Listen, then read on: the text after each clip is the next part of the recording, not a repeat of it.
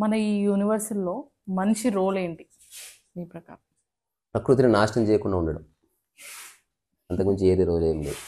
యూనివర్స్లో, ప్రపంచంలో సామరస్యం చెడకుండా చూసుకోవడం, ఈ ప్రాపంచిక మాయలో పడకుండా ఉండటం అంతే. డబ్బు సంపాదించు కానీ డబ్బే జీవితం అనుకోకు, మనిషితో ఉండు కానీ మనిషి సత్యం అనుకోకు, మనిషితో ఉంటే హాయి ఉంటా అనుకోకు, ఇల్లు కావాలనుకో కానీ ఇల్లు నాది అనుకోకు, ఫోన్ అవసరానికి వాడుకో, దానికి ఎడిక్ట్ కాకు. అవి లేకపోతే లైఫ్ లేదు, కానీ అవే లైఫ్ కాదని కూడా తెలుసుకోవాలి.